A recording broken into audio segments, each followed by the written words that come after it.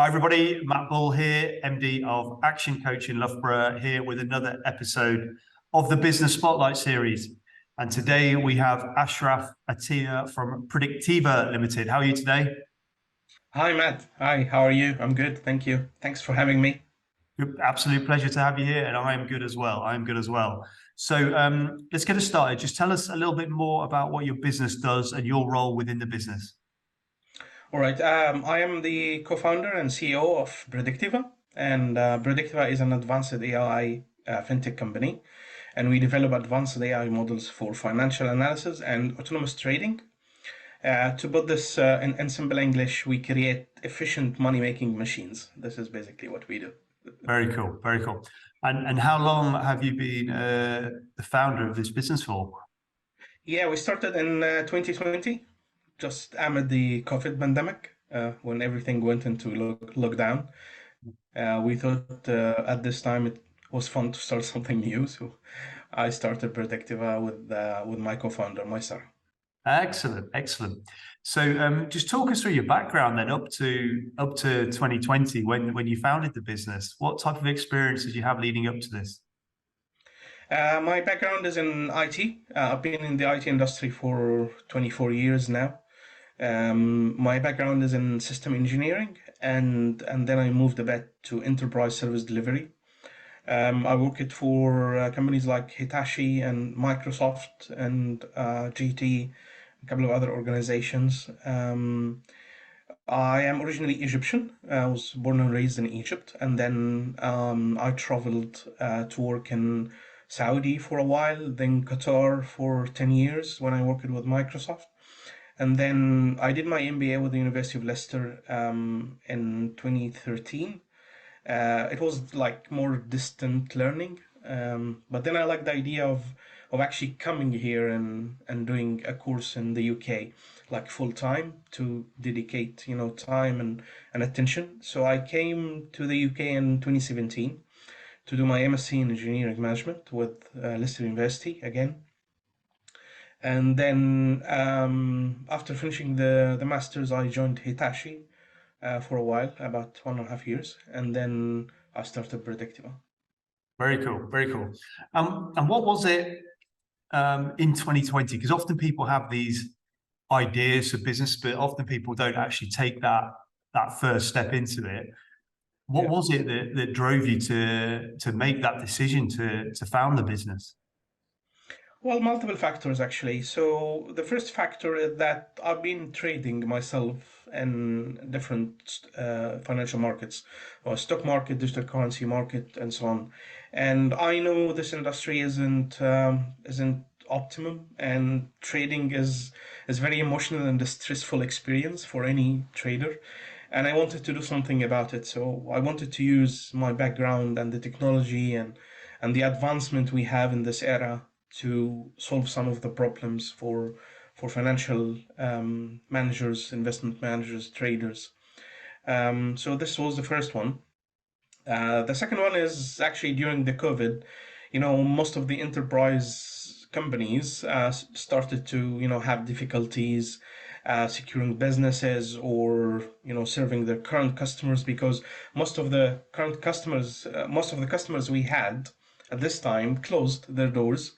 So actually, we didn't have any customers to serve at this time, and everybody was a bit suffering at this time. And I thought it's probably a good time to dedicate my time and efforts to start something new rather than trying to catch up on the enterprise work. Got it. Okay. And in business with your son, so there'll be plenty of family businesses watching this. How's that been for you? Well, yeah, my co-founder is called Maisara. He's a colleague, not a relative. Apologies. Yeah. So yeah, it's been a good journey.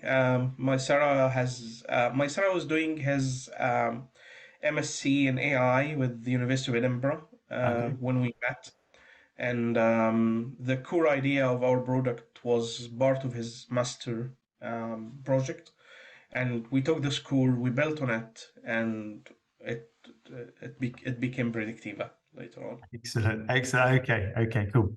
So what have you learned about yourself then over the course of the last 3 years or so then? Because founding a business is one thing, having the persistence to make it work over the course of at least 3 years so far is another thing. What have you learned about yourself over this period of time? Well, I found that I'm a very persistent person, which is required when you start a company. You will face a lot of ups and downs, and then you have to be resilient and persistent enough to just pursue what you want to do. Um, Probably I figured out that as a business leader, the people management aspect of the business is very important, and this is what I'm focusing on. I need to make sure that everyone in the organization is enjoying what we're doing and having fun every day rather than having to come to the office. Um, so yeah, I'm dedicating a lot of time to people management, and another aspect, a good aspect of starting a company is that when you start a company that niche in a very high tech industry, you need to be very innovative and Yeah. run after new ideas every day. And this takes a lot of efforts, but it delivers at the end, I guess. Yeah. So I mean, obviously getting a team of people together is a challenge for a lot of startups and solopreneurs.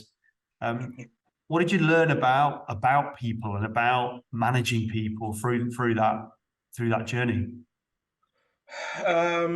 So we try to make sure that we strike a balance between technical experience and personality and fit into the organization. We have a very diverse team, which we built purposefully. We wanted everyone who joined the organization to have something unique in their thinking and their abilities and their skills to add to the team, and that turned out to be very useful for the organization. When you have many people who are well qualified, but every one of them has that extra thing to add to the team, then all these little things add up together into the organization and create a useful and healthy environment to encourage everyone. um, I guess this was the most important thing, and I'm very proud of the team we've built. And yeah, I encourage them, as I said earlier, to enjoy what we do, enjoy that we are an innovative company and we create something new. And I guess this keeps everyone energized to do more into the organization. Very cool. Um, AI is something that a lot of business owners are either talking about or ignoring at the moment, Mhm. but it's True. coming. It's in our lives probably for a lot of people without them even knowing it is.